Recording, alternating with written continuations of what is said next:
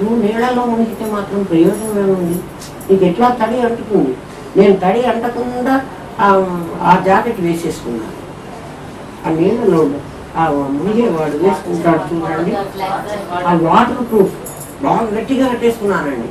నన్ను నీళ్ళలో ముంచాను, ఆ బట్టలు ఏం తడవకుండా నేను బాగానే బయటకు వచ్చాను.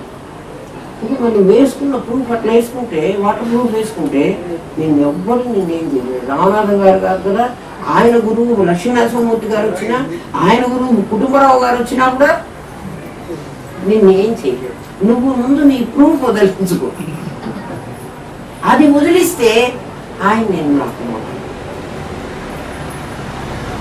నేను ఖచ్చితంగా ఉద్ధరిస్తానంటున్నాడు. భగవద్గీతలో నీ అనుభవాన్ని చెప్తున్నాడు. ఎలా నువ్వు అనుభవించాలో 18 అధ్యాయాల్లో 18 రకాలుగా నువ్వు ఎలాగైనా విను. మొత్తం చెప్పబోయేది ఉపనిషత్తులో ఏం చెప్పాడు. అందుకే చెప్తాడు, ఇది శ్రీమద్ భగవద్గీతాసు ఉపనిషత్సు బ్రహ్మ విద్యాయాం యోగ శాస్త్రే. చూడు 3 చెప్పాడా లేదా? ప్రస్థానత్రయం. నాయనా నీకు శ్రవణం చేయిస్తాను, నీకు మననం చేయిస్తాను అంటే, నేను ఇప్పుడు భగవద్గీత చదువుకున్న తర్వాత అయ్యో నేను ఉపనిషత్తులు చదవలేదే, నేను బ్రహ్మసూత్రాలు చదవలేదే, నాకు అవి అర్థం కాలేదే అని నువ్వు అనుకోక్కర్లేదు. అంటే నేను 3rd స్టేజ్లో మజిలీలోకి నేను తీసుకెళ్ళిన తర్వాత, నేను ఫస్ట్ స్టేజ్ ఫ్లైట్ ఎక్కలేదే, నేను 2nd ఫ్లైట్ కూడా ఎక్కలేదే, నువ్వు దిగులు పడద్దు. కృష్ణార్జున సంవాద రూపంలో అర్జునుడు ఉన్నాడా, కృష్ణుడు ఉన్నాడా నీకు అనవసరం. నీకెందుకు? వాళ్ళు నిజంగా ఉన్నారా? యుద్ధం నిజంగా జరిగిందా? అర్జునుడికి ఆ అర్ధ నిమిషంలోనే ఆ యుద్ధ భూమిలో కృష్ణుడు ఇంత భగవద్గీత చెప్పాడా? ఆయనకి ఇంత అర్థమైందా? ఆయనకి ఎంత అర్థమైందో నీకు అనవసరం. నీకెంత అర్థమైందో చెప్పు. అర్థమైందా?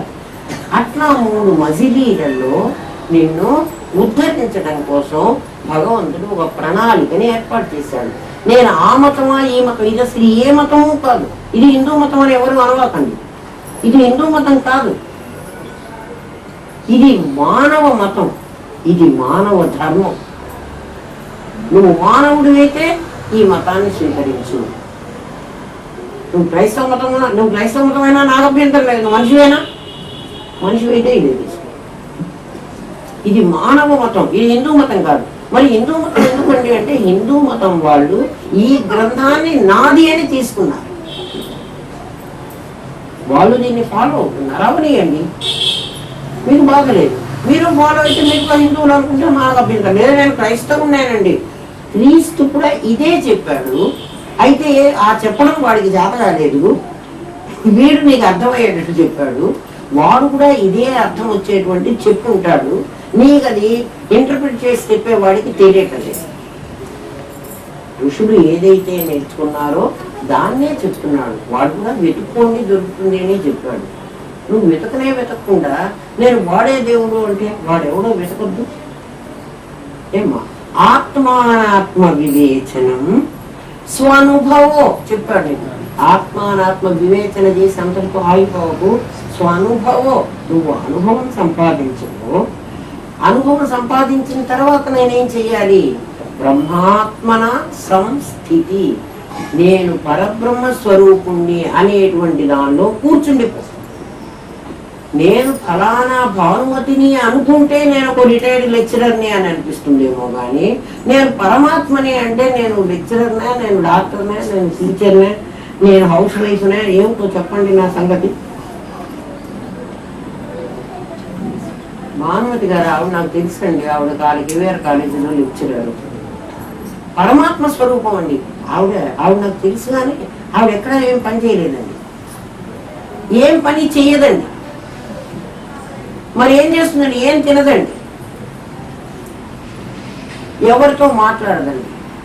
ఆవిడ అంతటా నిండి ఉంటుందండి. వాడికి ఇంకా ఏం లేదు, ఇంక చెప్పేది. వాడికి నువ్వు ఎట్లా వాడిని వర్ణిస్తావు? వాడికి ఒక ఆకారం లేదు, ఒక వృత్తి లేదు, ఒక క్రియ లేదు, ఒక కర్మ లేదు. బ్రహ్మాత్మన సంస్థితి, ఆ బ్రహ్మాత్మ స్వరూపంలో కూర్చుండిపో.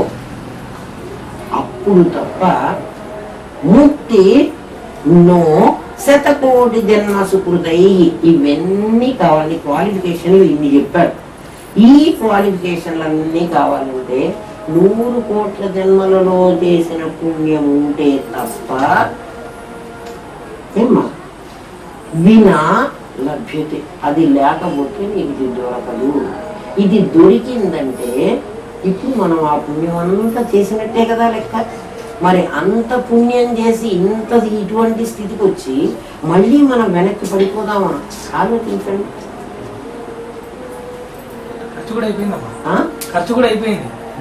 పుణ్యం అంతా ఖర్చు అయిపోయింది, ఇంకా పుణ్యం లేదు. ఎందుకంటే మరి అదెంత అయిపోయింది కదా. ఇప్పుడు మరి ఈ పుణ్యము లేదు, వెనక్కి పోదామంటే పాపం చేయడానికి బుద్ధి పుట్టదు. ఇప్పుడు మనకు కాంటు పట్టు ఏమైనా సరే మోక్షమే వచ్చి తీరాలి, లేకపోతే మన కదా అవుతుంది. పుణ్యం లేదు. ఎందుకంటే పుణ్యం అంతా అయిపోయింది. అయిపోయి దాకా మరి మనం కూడా హృదయనాడిలో పడి ఉంటాం కదా. మనకు కూడా రూట్లు కనిపించుంటాయి కదా, ఆ దారులన్నీ కూడా. అందులో మన్ని కూడా పుణ్యమే కదా నెట్టింది. నెట్టి ఈ జన్మకు పంపించింది కదా. అప్పుడు సచ్చయింది కదా పుణ్యం. ఒక్కసారి ఇచ్చినప్పుడంతా కొంత ఎనర్జీ వేస్ట్ అయిపోతుంది. మొత్తం పుణ్యం అంతా అయిపోయింది. రంజిత్ చెప్పింది కరెక్ట్, పుణ్యం అయిపోయింది. ఇప్పుడు మళ్ళీ వెనక్కి పోయి పుణ్యం సంపాదించుకోవడానికి వీలు లేదు. ఎందుకంటే మళ్ళీ వెనక్కి జన్మలు ఎత్తుదాం అనుకుందా, ఎవరికైనా కోరుకుందా, మళ్ళీ పిల్లవుదాం కుక్కవుదాం, అప్పుడు మళ్ళీ సంపాదించుకున్నారు లేదు, ఇంకా వద్దు. కాబట్టి ఇంకా ఇప్పుడు తప్పలే మనకు. ఓం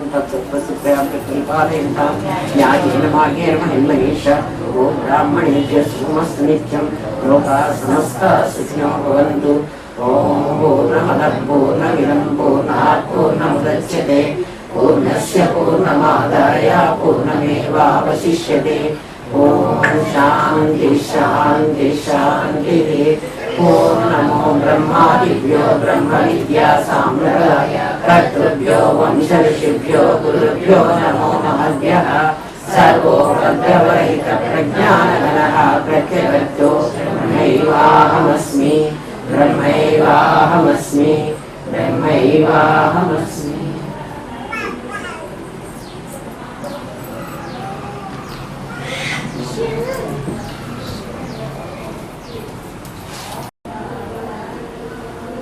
బ్రహ్మాత్మనా సంస్థితి. ఆ బ్రహ్మాత్మ స్వరూపంలో కూర్చుండిపో. అప్పుడు తప్ప ముక్తి నో. శతకోటి జన్మ సుకృతై. ఇవన్నీ కావాలి. క్వాలిఫికేషన్లు ఇన్ని చెప్పారు. ఈ క్వాలిఫికేషన్లన్నీ కావాలంటే 100 కోట్ల జన్మలలో చేసిన పుణ్యం ఉంటే తప్ప ఏమ్మా వినా లభ్యతే. అది లేకపోతే నీకు ఇది దొరకదు.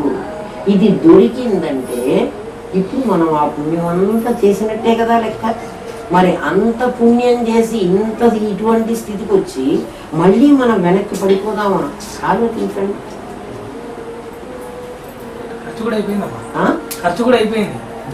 పుణ్యం అంతా ఖర్చు అయిపోయింది, ఇంకా పుణ్యం లేదు. ఎందుకంటే మరి అదెంత అయిపోయింది కదా. ఇప్పుడు మరి ఈ పుణ్యము లేదు, వెనక్కి పోదామంటే పాపం చేయడానికి బుద్ధి పుట్టదు. ఇప్పుడు మనకు కాంటు పట్టు ఏమైనా సరే మోక్షమే వచ్చి తీరాలి, లేకపోతే మన కదా అవుతుంది. పుణ్యం లేదు. ఎందుకంటే పుణ్యం అంతా అయిపోయింది. అయిపోయి దాకా మరి మనం కూడా హృదయనాడిలో పడి ఉంటాం కదా. మనకు కూడా రూట్లు కనిపించుంటాయి కదా, ఆ దారులన్నీ కూడా. అందులో మన్ని కూడా పుణ్యమే కదా నెట్టింది. నెట్టి ఈ జన్మకు పంపించింది కదా. అప్పుడు సచ్చయింది కదా పుణ్యం. ఒక్కసారి ఇచ్చినప్పుడంతా కొంత ఎనర్జీ వేస్ట్ అయిపోతుంది. మొత్తం పుణ్యం అంతా అయిపోయింది. రంజిత్ చెప్పింది కరెక్ట్, పుణ్యం అయిపోయింది. ఇప్పుడు మళ్ళీ వెనక్కి పోయి పుణ్యం సంపాదించుకోవడానికి వీలు లేదు. ఎందుకంటే మళ్ళీ వెనక్కి జన్మలు ఎత్తుదాం అనుకుందా, ఎవరికైనా కోరుకుందా, మళ్ళీ పిల్లవుదాం కుక్కవుదాం, అప్పుడు మళ్ళీ సంపాదించుకున్నారు లేదు, ఇంకా వద్దు. కాబట్టి ఇంకా ఇప్పుడు తప్పలే మనకు. ఓం తత్సత్. स्वस्तिभ्यां प्रतिपादयन्तां न्यायेन मार्गेण महिन्मनीष ओ ब्राह्मणेभ्यः शुभमस्तु नित्यं लोकाः समस्ताः सुखिनो भवन्तु ॐ पूर्णमदः पूर्णमिदं पूर्णात् पूर्णमुदच्यते पूर्णस्य पूर्णमादाय पूर्णमेवावशिष्यते ॐ शान्ति शान्ति शान्तिः ॐ नमो ब्रह्मादिभ्यो ब्रह्मविद्या साम्प्रदाय कर्तृभ्यो वंशऋषिभ्यो गुरुभ्यो नमो महद्भ्यः सर्वो भद्रवैतप्रज्ञानगणः प्रत्यगतो ब्रह्मैवाहमस्मि ब्रह्मैवाहमस्मि ब्रह्मैवाहमस्मि।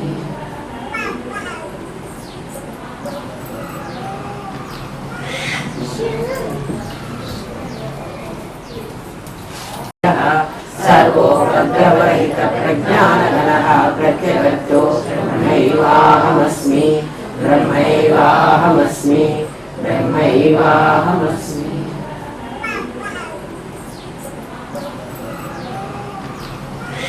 Sure.